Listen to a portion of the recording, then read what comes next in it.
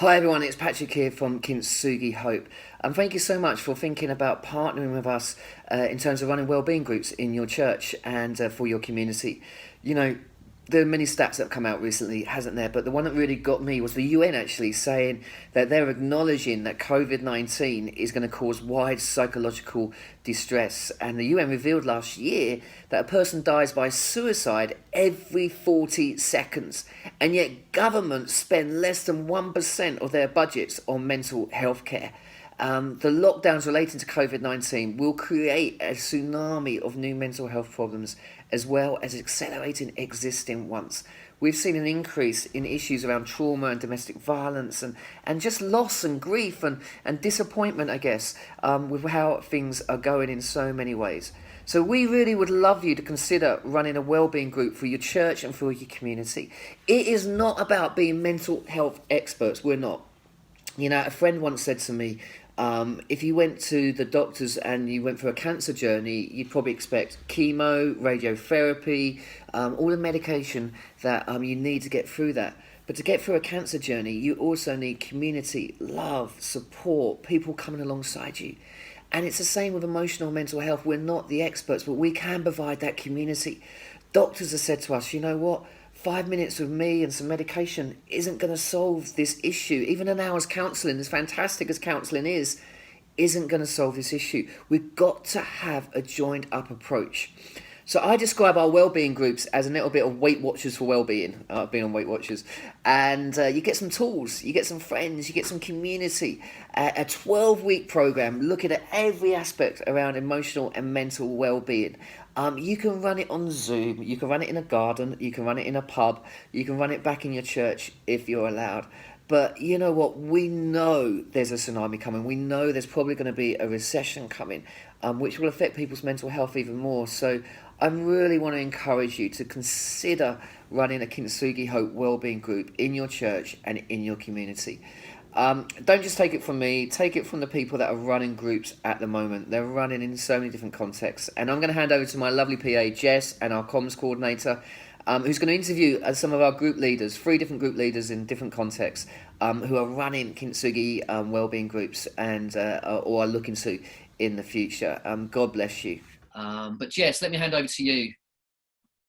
Hello, thank you, Patrick. I thought I was going to get, score Jess out of 10 like Joel did, but I've been saved from that, so that's good. Sigh of relief from me. So this next little section, we're going to hear from some of our amazing group leaders, and we're going to ask them about their experiences. So the first lovely guest that I'd like to invite is Tony Britton. I'm not sure whether you're going to be able to see both of us. Alex, is that possible in the background? I'm not sure. I don't think so. Not sure. Okay, that's fine. So you might just have to, I'll ask the question and then we'll go to Tony. So Tony, our lovely dear friend Tony, works for a charity called Hope House. Tony, can you just briefly explain what Hope House is and what you did before you started running Hope House? Okay, my name's Tony Britton. Before I was running Hope House, I was a police officer for 30 years, and then I retired. And then for 18 months, I was involved helping refugees in the Calais jungle, taking caravans and stuff over there. And when they cleared I was always a trustee with Hope House, which is a small homeless charity in Braintree.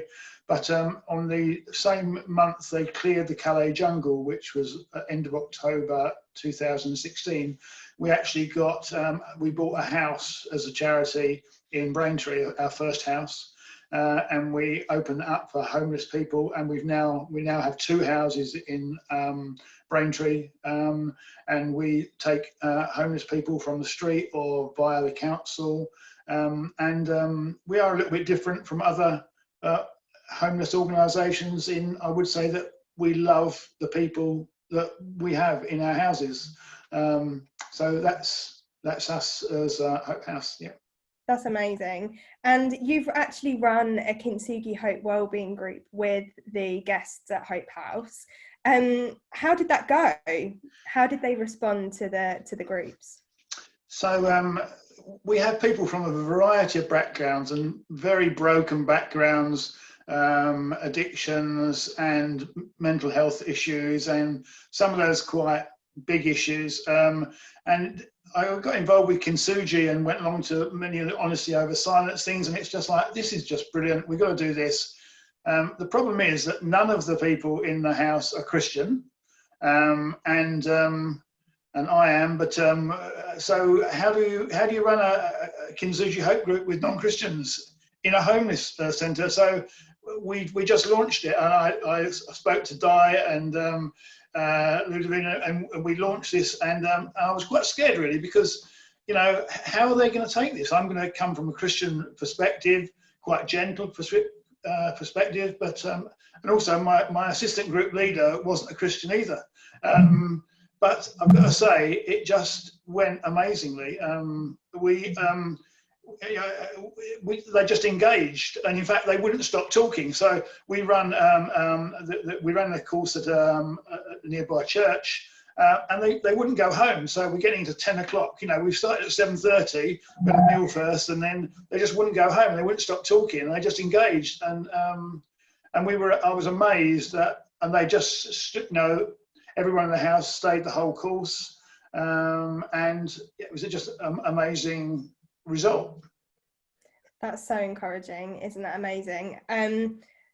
What do you think it was particularly that touched the guests at Hope House? What was it about was it the environment? Was it the content? What was, if you could just say it was one thing, what would it be?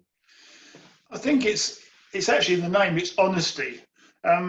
There is a lack of honesty and vulnerability with people. So I was leading the course, and I was quite vulnerable about my own mental health issues, and put those on the line at a time when I was quite depressed and semi-suicidal. And when you're vulnerable, people just you're on the same level, and people just open up.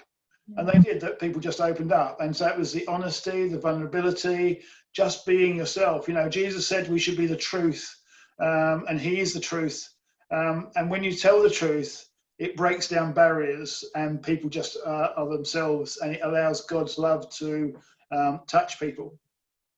That's amazing. And just really quickly, could you tell us about the current group that you're running with the police?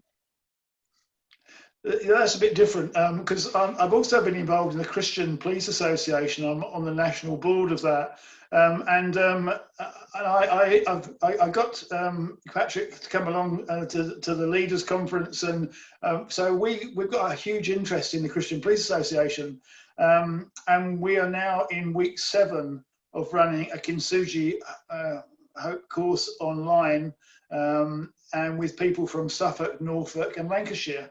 There's no boundaries, and once again, I've got to say, it's just taken off. I mean, the online is different, but we've had such engagement, such openness. People that are struggling have just been so honest. It really does touch people's heart and bring them closer to God. This last week we had people, we were doing disappointment and loss, and we had people saying, I didn't realise that other people felt that way. No, I always thought I was different. I was alone.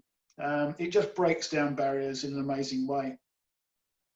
Thank you, Tony. That's honestly so amazing to hear. And I'm sure Tony won't mind me saying, if you'd like to talk to him more about his experiences of running this with the homeless community, and also in other environments, then I'm sure he would be up for sharing that. I hope you don't mind me saying that, Tony. No, definitely. Perfect. So the next lovely person we'd love to have a chat with is Ali Compton. So Ali, I hope that you can unmute yourself and find... Yep, all good. Okay. Oh, perfect. You're there. Amazing. I wondered whether you could answer this first question for us. Could you tell us why you wanted to get involved with Kintsugi Hope? Yeah, sure. So I'm Ali Cronson, based in Pontefract in West Yorkshire. About 8 years ago, I lost a really good friend to his battle with anxiety and depression.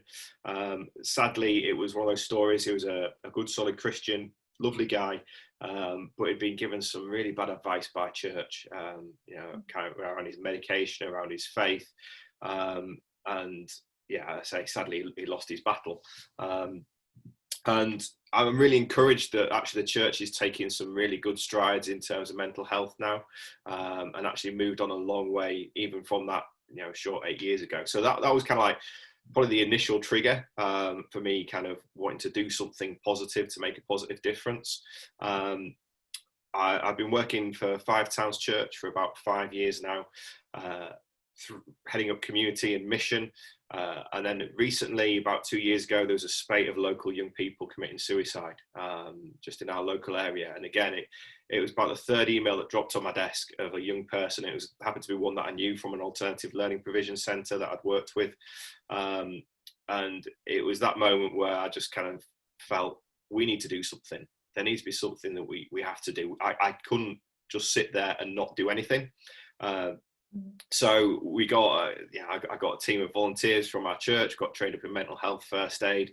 We basically offered our services to local schools and said, can we come in and do one-on-one mentoring with some of your most vulnerable kids? We're from a church. We won't preach the gospel to them. But if they ask us, can we share our faith with them? Can we pray for them if it comes from them? And all the schools have been happy for that to happen. So we're in 5 local schools now offering that service. We're in 2 local colleges as well. And then lockdown hit us. And I was thinking, well, what do we do? What can we do next? From my youth work stuff, I'd heard of Patrick and then seen Kintsugi Hope on social media. Then it came up that there was the online training available. I was like, well, this is a great chance. We've got 10, 12 volunteers in mental health first aid. Why don't we get them trained up in Kintsugi Hope? And then, we can do an online course, and then we can, once lockdown lifted, we can then do it in the community, but then do the youth version as well and offer that to schools as an add-on as well, so we can increase our capacity to deliver into the schools. So yeah, it just all tied together really nicely and really well for us, and we're super excited about what God's going to do locally through us kind of running these groups. That's amazing. And I'm aware that you've been given a grant along the way. Could you explain a little bit about that? Yeah, so part of what I do in terms of connection is I'm a director of a local third sector infrastructure charity who oversee about 360 members of local voluntary groups across the district of Wakefield. They've got a social prescription service, so it's interesting. Diane talked about social prescription, and they've got a grant pot for COVID-19. So a local pot. I would imagine there'll be other pots dotted around the country available for people supporting kind of during this time and getting people through the crisis. So I simply applied for them for some training, a little bit of equipment, and we got the grant. It was signed off and we got the money, and we were able to give Patrick and Diane and you guys some money for the training and to help towards costs, and we got some free t-shirts off the back of it. But yeah, social prescribe, honestly, if I could just say, if you guys aren't connected with local counsellors, local voluntary community sector, social prescribing and your local GPs, then getting connected. There is lots of opportunity out there to work in partnership with them and to kind of shine our light in the midst of everything else and work in partnership. I fully believe it's about the church stepping up in this time and being that light in the darkness. Absolutely. Thank you so much, Ali. That's really encouraging. Our last guest is the lovely Jo Topley from Romsey. Jo came to our first training event in Chelmsford. It seems like ages ago now, Jo, doesn't it? I can't believe that. I've got no idea when it was. I know, literally, it's like, I don't know, it could have been 10 years ago. That's what it feels like. I wondered whether I could ask you, what has running a Kintsugi Hope group meant to you personally? Hi, everybody. Thank you. It's been a real privilege. I think that's one word that always comes to mind when I think about it. It is a real privilege. It's given me personally the opportunity to do what I love to do, which is work alongside people and see people unravel and grow and all the rest of it. And I think often in church, within roles and opportunities, there's some quite traditional roles of being a connect group or life group leader or whatever you call them, or on certain teams. And I love Jesus and I love the Bible, but I don't want to teach about that all the time. I want to teach and share about life. And so actually for me, I didn't want to be a connect group leader. It wasn't what I wanted to do, although that is about life as well. And so I didn't really find a place in that. And then when Kintsugi came along, it was like, yes, this is the one. This is where I fit. So for me personally, I think it's enabled me to kind of relight my passion for people, and my love of just getting alongside people in a group, particularly in groups, and seeing people grow and share and develop. It's been a lot of fun as well, a lot of fun. Yeah, so those things mainly. That's lovely. And you started your group in real life, as we say now, in real life, in the flesh. But you halfway through kind of had to switch to running that on Zoom. How did that change things for you? Well, it wasn't too bad because we'd got to week 8, so we'd really connected. We'd really gelled incredibly well as a group, and so it was really positive. We had to sort of bumble around a bit, and we missed a couple of weeks, and so it meant that the program, the training, the group, went on a lot longer than we would have done. But everyone was up for that because there was nothing else to do anyway, so it doesn't matter. And so that worked really well. It was good. It was fine. There was a bit of fumbling around with technology and working out how we didn't leave the whole meeting rather than leave a room and all those sorts of things. But it added to the fun of it because it was real and honest, and that was fine. But we weren't all technology geniuses. And then the second group I'm running now, we've done that completely from scratch on Zoom. And that has been different. And I was quite nervous about it because the first group had been so positive and was such a beautiful experience. I was thinking, gosh, how do I build that with a group of people through a computer screen? And actually it's going really well. We're on about to go into week 6 this week. And it's really, really positive. And I think Patrick mentioned at the beginning, we've got a couple of people on this group who only signed up because it was on Zoom, and had they been sat in a room together would not have shared the stuff they've shared, and it wouldn't have been the same for them. So actually it's been incredibly positive for those people, because they've been able to engage in a way that they wouldn't have done had we all been sat face to face together. So yeah, really good. That's so lovely. And just before I hand back to Patrick and Diane, could you just tell us one special story from either of the groups that you've done that really kind of sticks in your memory? One. Oh, how do I pick one?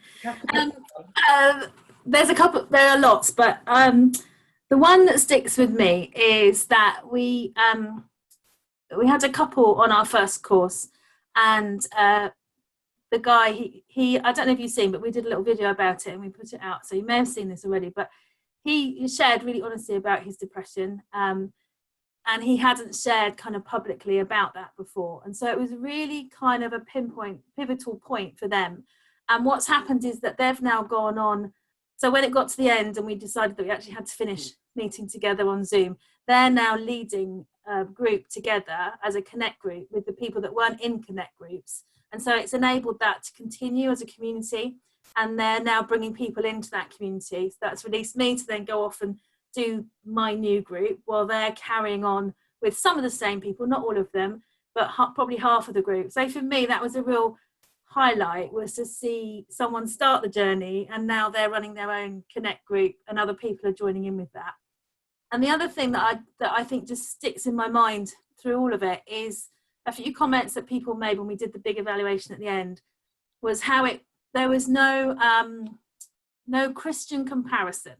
And what they meant by that was, often we can be in a Christian environment and there's this sort of, in the Bible where it says, and actually if you don't know that, you can feel quite, you can switch off from it.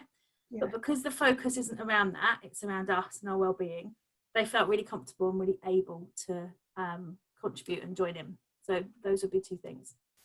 That's lovely. Thank you so much. Thank you to all of those who shared. And I think it's just so incredible to look at how, you you could use the same content, you can attend the same training, but because of the power of community, each group looks so different, and each experience is so different and diverse, and it's like an amazing mosaic of each little tile represents a group, and it just makes up this beautiful picture of diversity and community. So thank you. I hope you enjoy those interviews. If we can help you at Kintsugi Hope, please go to our website, www.kintsugihope.com, and look at the groups page. There's loads of information there. There's documents that you can download that have frequently asked questions on it. And please read that because there is so much in that which will help you. But if you have any other questions which aren't answered on that, please get in touch with us at groups@kintsugihope.com. And we would love to try and help and love to try and serve. I think the church is in a unique position. I often say this to politicians, we are in every community across this country. With all due respect to politicians, we will outlast them because we are committed, not just for 5 years, we are committed to see the kingdom of God come in these areas.